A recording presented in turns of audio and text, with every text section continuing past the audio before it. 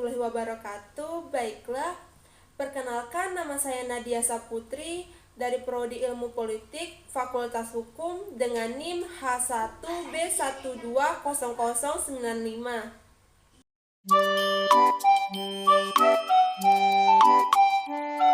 Baiklah, di sini saya akan membahas tentang dinamika pemilu, orde lama, orde baru, dan reformasi. Pengertian pemilu secara umum. Sedangkan pengertian pemilu secara umum adalah sebagai sarana yang penting dalam kehidupan negara yang menganut azas demokrasi yang memberikan kesempatan berpartisipasi politik bagi warga negara untuk memilih wakil-wakilnya yang akan menyuarakan dan menyalurkan aspirasi mereka. Ada juga pengertian pemilu menurut para ahli, di antaranya 1. Menurut ahli Muertopo, pemilu adalah sarana yang tersedia bagi rakyat untuk menjalankan kedaulatannya sesuai dengan azas yang ada dalam pembukaan Undang-Undang 1945. Pemilu itu sendiri pada dasarnya adalah suatu lembaga demokrasi yang memiliki anggota-anggota perwakilan rakyat dalam MPR, DPR, dan DPRD yang pada gilirannya bertugas untuk bersama-sama dengan pemerintah menetapkan politik dan jalannya pemerintahan negara. Yang kedua, menurut Morrison, pemerintahan umum adalah cara atau sarana untuk mengetahui keinginan rakyat mengenai arah dan kebijakan negara ke depan.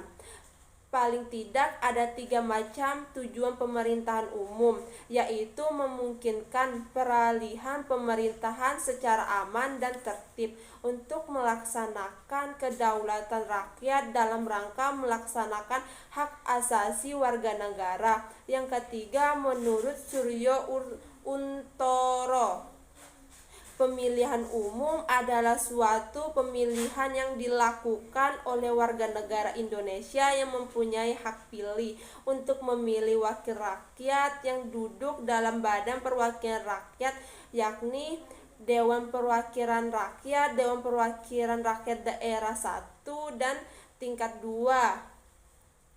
Yang keempat, menurut Ramlan, pemilu diartikan sebagai mekanisme penyeleksian dan pendelegasian atau penyerahan kedaulatan kepada orang atau partai yang dipercaya. Tujuan pemilu ada 5, diantaranya 1. Tujuan pemilu untuk melaksanakan kedaulatan rakyat. Yang kedua, tujuan pemilu sebagai perwujudan hak asasi politik rakyat. Yang ketiga, tujuan pemilu untuk memilih wakil-wakil rakyat yang duduk di DPRD, DPD, dan DPR, serta memilih presiden dan wakil presiden. Yang keempat, tujuan pemilu untuk melaksanakan pergantian personal pemerintahan secara damai, aman, dan tertib. Yang kelima, tujuan pemilu untuk menjamin kesinambungan pembangunan nasional. Pemilu orde lama. Pemilu pertama yang dilakukan setelah Indonesia merdeka 29 September 1955. Kampanye terakhir adalah 24 September 1955 pukul 24. Kebanyakan dilakukan menggunakan mobil dengan penggerak suara sehingga keadaan di jalan raya sangat ramai. Ada juga kampanye dengan cara rapat umum sehari sebelum pemilu 29 September 1955. Diberitakan bahwa masih ada warga yang belum menerima surat pemberitahuan meski sudah terdaftar sebagai pemilih, sehingga banyak membanjiri kantor-kantor kelurahan, kecamatan, atau mendatangi petugas TPS guna meminta surat suara. Pemilu ketika itu mengisi 260 kursi DPR sesuai dengan Undang-Undang Pemilihan Umum bahwa setiap 3 juta orang penduduk diwakili seorang anggota parlemen. parlemen dan tiap 1.500 orang diwakili seorang anggota konstitusi.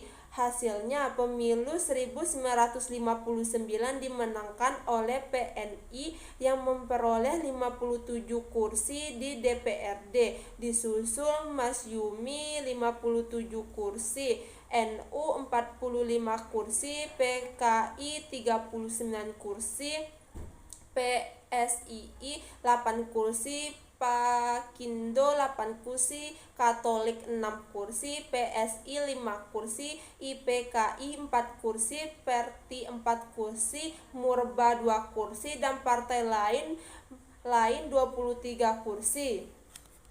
Pemilu Orde Baru. Pelaksanaan pemilu di masa Orde Baru diatur dalam Undang-Undang Nomor 15 Tahun 1969 tentang Pemilihan Umum. Pemilu di masa Orde Baru ini merupakan rejimnya Soeharto. Dia berhasil melakukan pemilu secara berkala dan melakukan tekanan politik bahwa Golkar merupakan pemenang.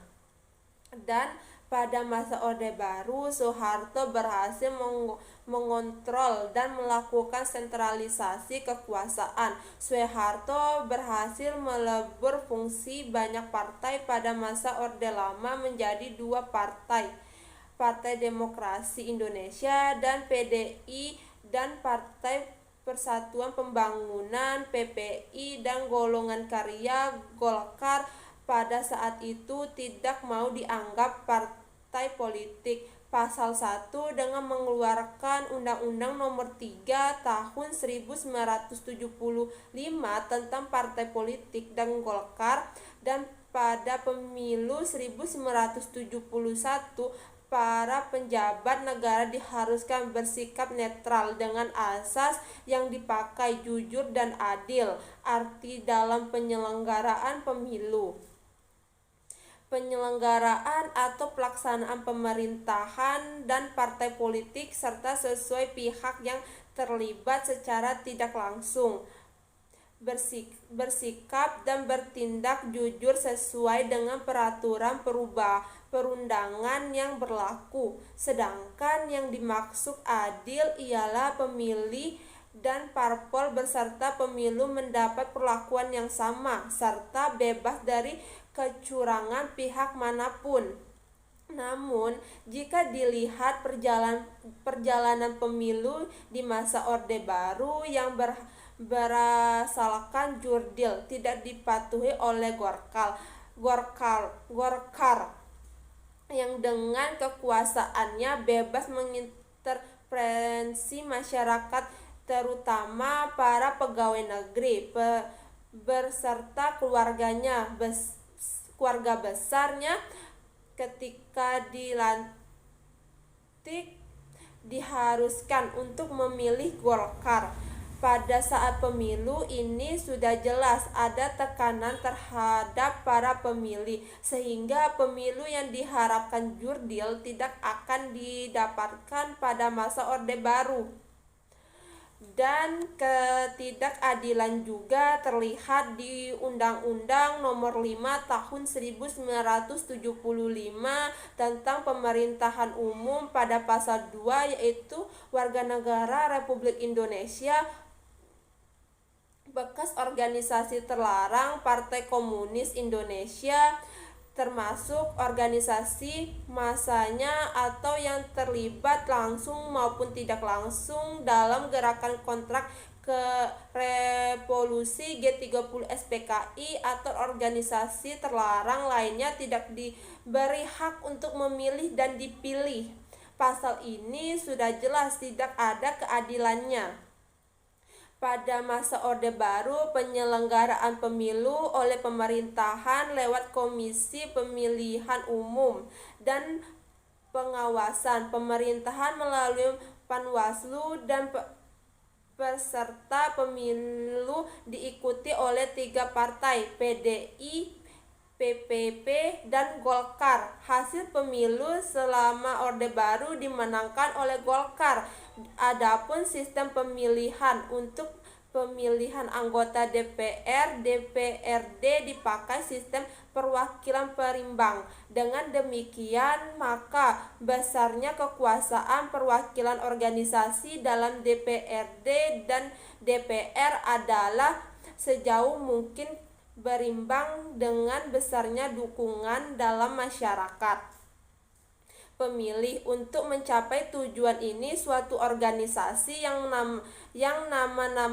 nama-nama calonnya disusun dalam sesuatu daftar calon pendapat jumlah kursi berdasarkan suatu bilangan. Pembagian pemilihan ialah suatu bilangan yang diperoleh dengan membagi jumlah seluruh suara yang masuk dengan jumlah kursi yang tersedia. Sistem daftar, begitu pula sistem pemilihan umum, menggambarkan adanya pengakuan terhadap sistem organisasi yang ikut serta dalam kehidupan ketatanegaraan. Tiap-tiap daerah tingkat 2 mendapat sekurang-kurangnya seorang wakil yang ditetapkan berdasarkan sistem perwakilan berimbang yang akan diatur dalam peraturan pemerintahan.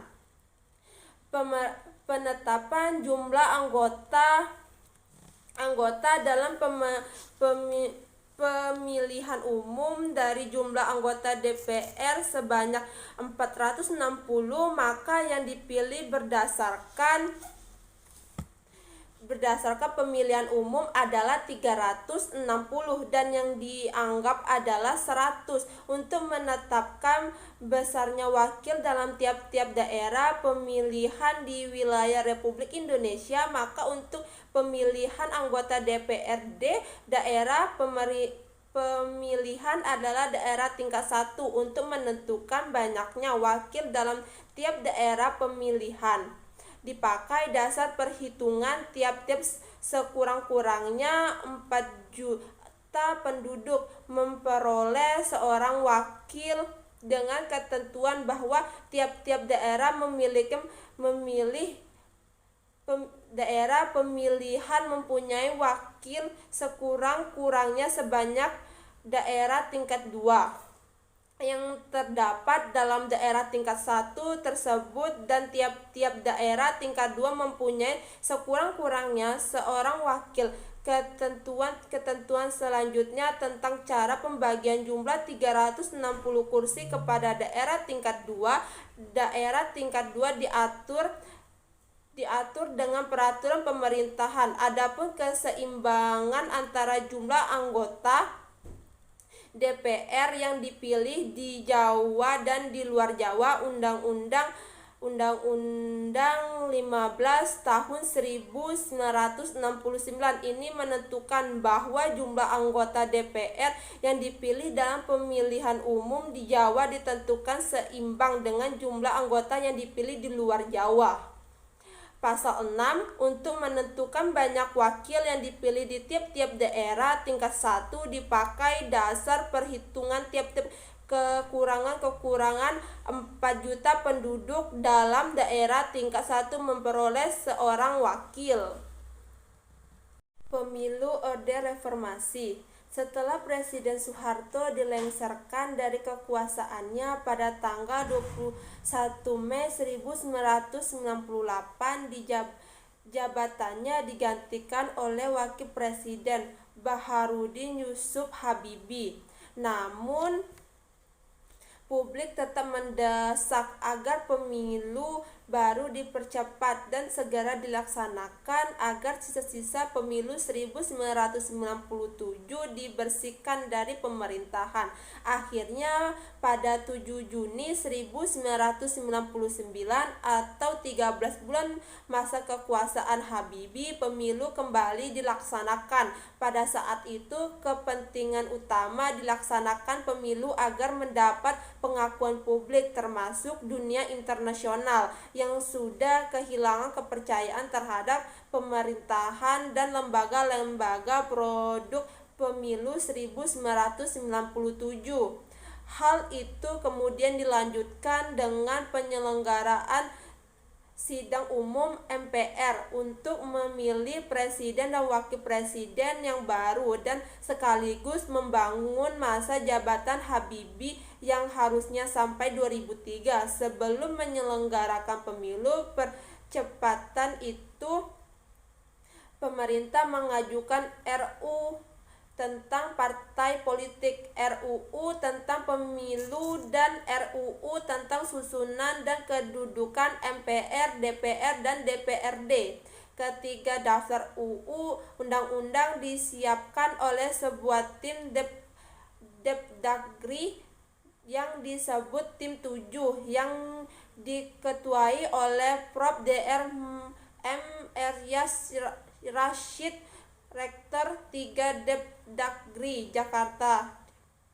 Setelah RUU disetujuin DPR dan disahkan menjadi UU, Presiden membentuk Komisi Pemerintahan Umum KPU yang anggota-anggotanya adalah wakil dari partai politik dan wakil dari pemerintahan.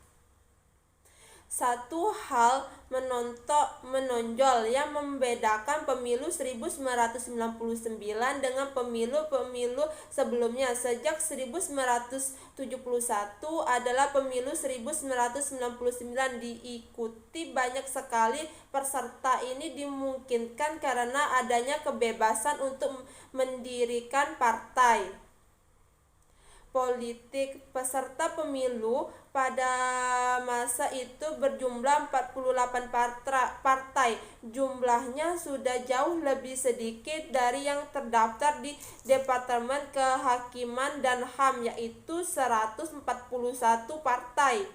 Dalam sejarah Indonesia tercatat bahwa setelah pemerintahan Perdana Menteri Burhanuddin Harahap, pemerintahan reformasi inilah yang mampu menyelenggarakan pemilu lebih cepat. Setelah proses alih kekuasaan, Burhanuddin Harahap berhasil menyelenggarakan pemilu hanya sebulan setelah menjadi Perdana Menteri, menggantikan Ali Sastroamidjojo. Meski persiapannya sudah dijalankan juga oleh pemerintahan sebelumnya, sedangkan Habibie menyelenggarakan pemilu setelah 13 bulan sejak ia naik ke kekuasaan. Meski persoalan yang dihadapi Indonesia bukan hanya krisis politik, tetapi yang lebih parah adalah krisis ekonomi, sosial, dan penegakan hukum serta tekanan internasional.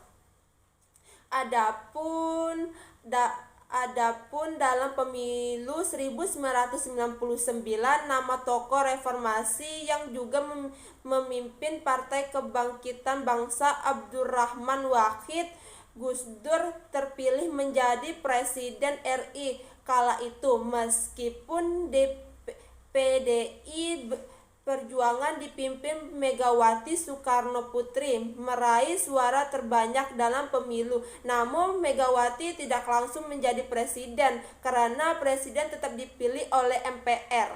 Maka Gus Dur selaku pimpinan PKB yang meraih suara terbanyak nomor pada pemilu 1999. Justru yang menjabat menjadi presiden ialah ketika itu masa pemerintahan Gus Dur diwarnai dengan aksi-aksi gerakan separatisme serta konflik-konflik menyangkut suku, agama, dan ras.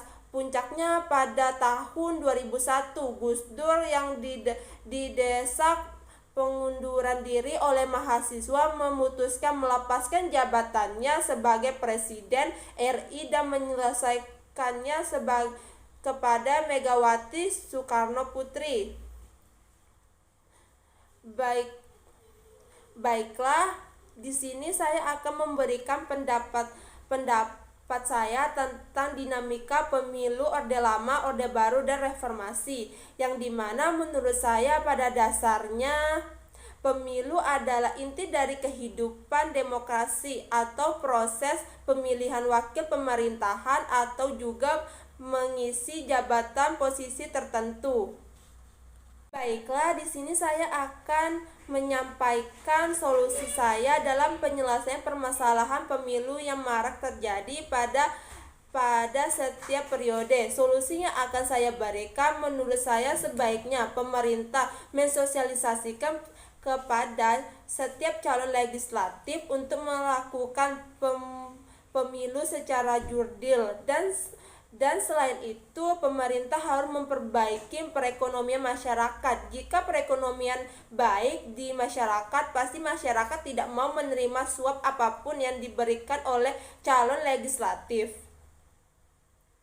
Baiklah, selanjutnya fenomena yang marak terjadi di Orde Baru di era Soeharto, yang dimana pegawai negeri dan keluarganya harus memilih Partai Golkar pada saat pemilu.